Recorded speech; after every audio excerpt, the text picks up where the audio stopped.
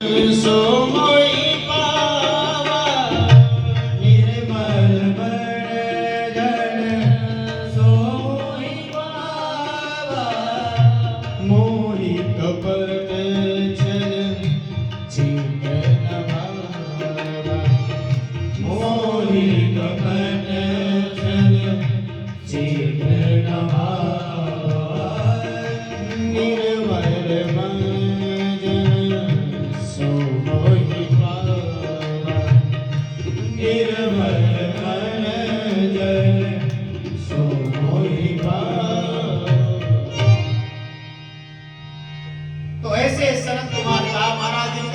कैसे हो गया। तो कथा सुनाने लगे। एक बार की घटना, सनत कुमार बद्रिकाश्रम से नीचे की तरफ आ रहे थे और नारद जी महाराज थोड़ा ऊपर की तरफ चढ़ रहे थे और बीच मध्य में ही दोनों का मिलन हो गया। लेकिन नारद जी के चेहरे का तेज उड़ा हुआ। नारद जी के चेहरे में तेज नहीं है, बड़े चिंतित से। तो सनत कुमारों ने नारद जी को आवाज लगा दी। कथम ब्रह्मणीन मुख कुतश्चिंता दुरो भवा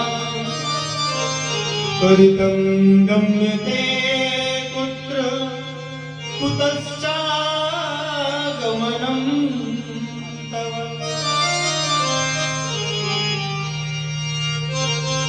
सनकादिक ऋषियों ने नारद जी से प्रश्न कर दिया, रे नारद जी,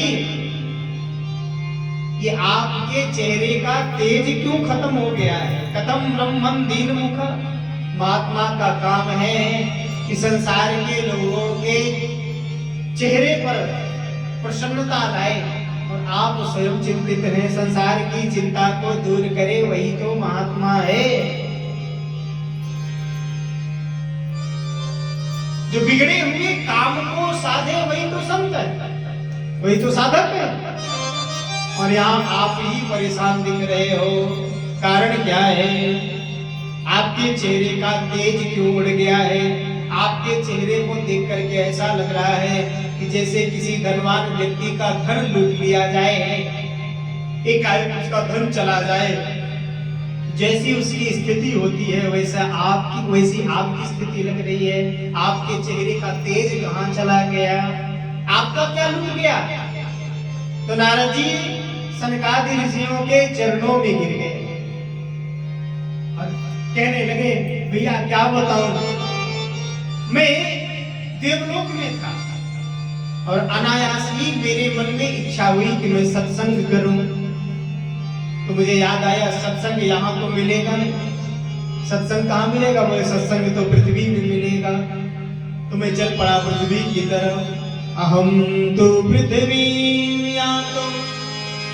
ज्ञात्वा सर्वोत्तमामिति पुष्करं च प्रयागं च काशीं गोदावरीं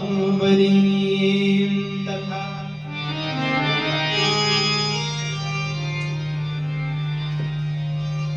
तो कहा मैं पृथ्वी में आया सत्संग की इच्छा से कि सत्संग करूंगा तो मन में शांति मिलेगी। तो मैं पृथ्वी में घूमने लगा, लेकिन कहीं भी मुझे सत्संग नहीं मिला। तो कहा पृथ्वी में कहां कहां गए? तो कहते हैं पुष्करम च प्रयागम च। मैं पुष्कर गया, प्रयाग गया, काशी भी गया और नासिक भी गया, गोदावरी के तट पर गया, लेकिन कहीं भी मेरे मन को शांति नहीं मिली। जहां भी गया मन को क्रांति ही मिली। तो मैंने सोचा चलो यहाँ सत्संग नहीं मिला, यहाँ मन को शांति नहीं मिली, तो महात्माओं के यहाँ चलता हूँ। महात्मा कथा सुनाएंगे, सत्संग करेंगे तो मन को शांति मिल जाएगी। लेकिन महात्माओं के यहाँ पहुंचा तो वहां पर भी स्थिति गड़बड़ ही दिखी। क्या हुआ? बोले पाखंड निरता संता। संत भी पाखंडी हो गए, संत भी पाखंडी हो गए। तो नारद जी क्या कहना चाहते हैं कि संत पाखंडी होते हैं क्या? बोले नहीं, सबको नहीं कहा। पाखंडी कौन? बोले जो ये बने वाले, ही जो खंड हो वही तो पाखंड है, पाप का ही जो मांस है वही तो पाखंड है। तो जो बने वाले हैं, बनावटी वाले, जो अच्छे संत हैं उनके लिए नहीं कहा पाखंड। जो बने वाले हैं, आजकल बने वाले कुछ ज्यादा ही घूमते हैं। देखो, संत ब्राह्मण बन करके छलने की परंपरा बहुत पहले से रही। ऐसी परंपरा क्यों रही? बोले जिस पर आपका ज्यादा विश्वास होगा लोग उसी में छल करते हैं। रावण भी आया तो संत बन करके आया, हाँ, महात्मा बन करके आया। और आजकल भी बहुत से बहुरूपी हैं, महात्मा बन तो जाते हैं लेकिन अंदर से होते नहीं। तो ऐसे बनावटी वालों को पाखंडी कहा। पाखंड निर्ता सता, संत भी पाखंडी हो गए। आज संत की परिभाषा बदल गई। एक महात्मा कहते हैं कि बंगला किसका है? संत की परिभाषा समझिएगा, ये बंगला किसका? तो कहा त्यागी जी का। अच्छा, तो ये बच्चे किसके? तो कहा ब्रह्मचारी जी के। तो और ये शोर कहां से हो रहा है? तो कहा मौनी बाबा के यहां से हो रहा है। महात्माओं की परिभाषा भी बदल गई। जो जितना वैभवशाली हो उतना बड़ा संत। तो कहा मैं संतों के यहाँ गया कि हो सकता है मन को वहां शांति मिल जाए, लेकिन वहां भी शांति नहीं मिली। तो मैंने सोचा चलो यहाँ शांति नहीं मिली तो गृहस्थों के यहाँ चलता हूँ, हो सकता है वहां मन को शांति मिल जाए। और गृहस्थों के यहाँ पहुंचा तो वहां स्थिति और गड़बड़ दिखी। तरुणी प्रभुता गे श्याल को बुद्धिदायक कन्या विक्रियणो लोभा दंपती चकलकन।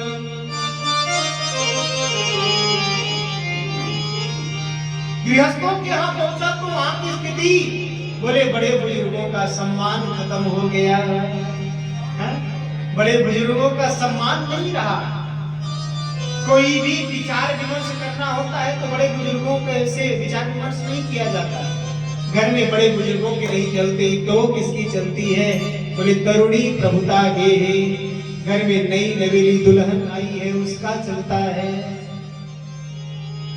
ठीक है, चलना चाहिए। कोई अपना घर बार त्याग करके आपके घर में आई है तो उसका तो सम्मान होना ही चाहिए, लेकिन बड़े बुजुर्गों का भी सम्मान होना चाहिए।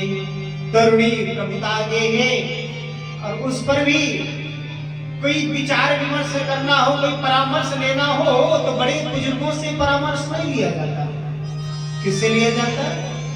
बोले श्याल को बुद्धिदायक। ससुराल से साले साहब को बुलाया जाता है। अब साले साहब जो कहेंगे वही घर में होगा। तो मैं आपसे निवेदन करूं, जिस घर में साले साहब का हस्तक्षेप ज्यादा हो जाए उस घर को टूटने से कोई बचा नहीं सकता। निश्चित बात है, जिस घर में साले साहब का हस्तक्षेप ज्यादा हो जाए उस घर को कोई टूटने से बचा नहीं सकता।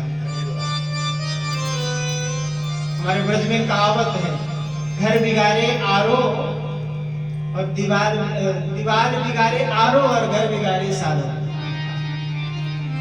दीवार में ज्यादा आरमारी कर देंगे तो दीवार खराब हो जाएगी, कमजोर हो जाएगी। और ठीक उसी तरह से घर में साले साहब का हस्तक्षेप ज्यादा बढ़ जाएगा तो घर टूट जाएगा।